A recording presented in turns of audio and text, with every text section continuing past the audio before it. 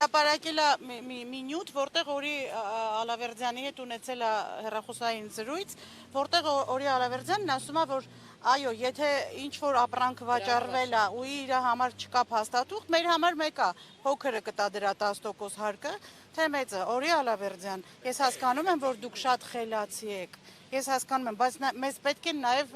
ժողովուրդ սիրող մարդիկ։ Էյխմանին եք նմանվում, որտեղ կոնցլագերում կառուցել են այդ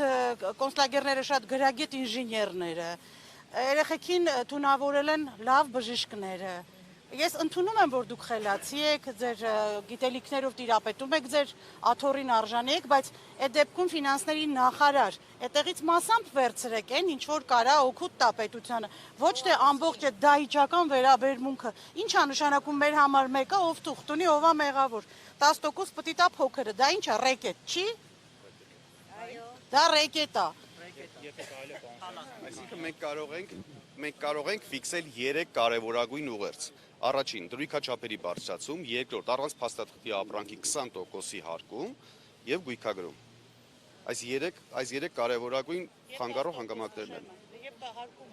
հարկումը, դրույքաչափի բարձրացումը, այսինքն 5-ից 10% դրույքաչափի։ Նայեք, նախ կներեք ձեզ ընդհատում եմ 1000 ներողություն, բայց որպեսզի մի քիչ լավ։ Ես ականում ձեր պահանջը ֆիքսենք նոր։ Ասում եմ, դու չունես թուղթ, բայց վաճառել ես ապրանքը 10%, դու արդեն ինձ պատժում ես։ Մեկ այլ տեղով ինչի ես 20% եկամ տահարկ ուզում։ Միա 10% դրույքաչափ, այսինքն վաճառքի արժեքից բարձրացում։ Հաջորդը գույքագրման պահանջ, չէ, որ գույքագրման պահանջը չեղարկվի։ Դուք ման ժամանակ չհայտնաբերված ապրանքի 20% առաջին անգամ։ Սա երրորդ։ Սա երրորդ։ Զգուշացում լինի։ Դա կարևոր հարցերից մեկն է, որտեղ եթե ինչ-որ մեկին հենց առաջին հայացքից տուգանեցին, այդ պետքա տնտեսվարողը փակվի։ Սա ավազակություն է, որը նրանք ասում են հակառակը։ Ստիպում են դուք ինչպես գիտեք, որ կարաշ կարային դատարան տային, չէ, դատարանը դա ինչ-որ մի ժամանակով հետաձգում էր։ Հիմի այդ օրենքը վերացրել է, դե լավ։ Հա, պետքա այդ իսկ եթե այդտենց եղնի մի անգամից առանց այդ մուծելու մարդիկ պետքա մուծեն, հա դեմի, բայց այս ժողովուրդը սաղը ոնց որ հասկանում եք, մեր կառավարությունը ոչ թե ժողովրդի դեմ է ամեն ինչ անում։ Ու նա ես չգիտեմ, կամ ինքն է իր ուզում ստից հեռանա, կամ մեզ է ուզում հեռացնել։ Երկու վայրանք։ Մեր իրավաբան հաշվապաներին է։ Եվս մեկ պահանջ ու խնդրանք, որ հուլիսի 1-ից ուզում են նոր օրենքի փոփոխությունը ընդունեն, մենք պահանջում եւ խնդրում ենք, որ գոնե թե եթե չեն չեղարկելու, այդ ընթացքը երկարաձգե մինչեւ հունվարի 1-26 թվականի։ Բայց ինչի՞ Եթե հունվարի 1-ին մեզանից է Պահանջի նիշան պետքա բարձր պահել։ Պահանջի նիշան։ Վիճակի չենք այդքան հաշվապաներին վճարել։ Հաշվապաների օրենքն էլ չեղարկեն, որովհետև դա կախված է մեզանից, միայն մեզանից։ Իրանք կմուծեն 50-60%,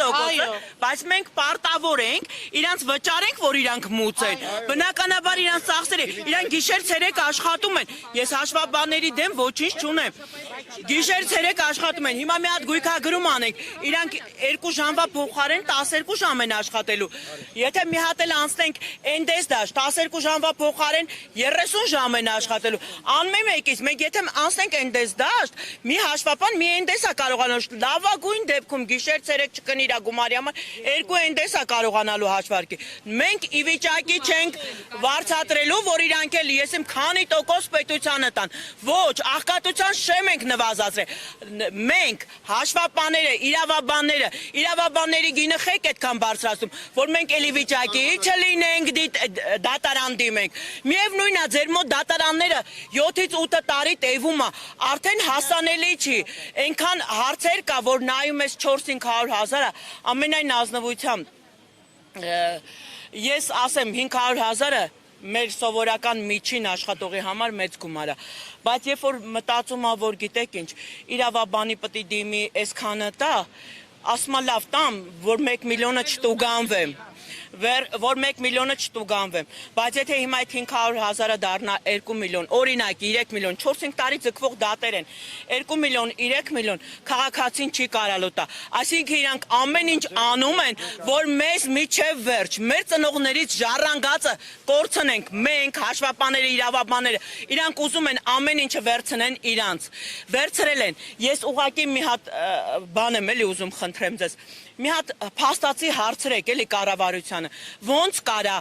ինչ որ մի նարեկ էր, 8 սուպերմարկետ բացի 160 հատ, 160 հատ նրա հետևից չգնան, մեր քնձռոտ մի հատ խանութը, որ չի ծաղկե, ոչ է կարողանում ենք նորմալ ռեմոնտ անենք, մեր հետևից ամեն օր գան, կարելի է, արդեն ես գիտեմ, քաղաքացիներ, որոնց խանութները մտել են, այն կարգի են տուգան է, որ մարդիկ իրանց տուն, տեղ, ամեն ինչ վաճառում են, ես արդեն իմ շրջապատում 2-3 հոգի տենց գիտեմ, որ իրանց ծնողներից ժառանգած տուն են, ես վախենում եմ հունիսի 1-ից մենք էլ ենք տենց լինելու, ամենայն ազնվությամբ, որ հասնի այդ կետը ուրիշ բան չեն կալու, բայց ես չեմ ուզում իմ երկրից էտամ, ձեր նման մարդիկ պետք է կանգնեն մեր կողքին, որ կարողանանք պայքարենք, հայրենիք ա մեզ պետք։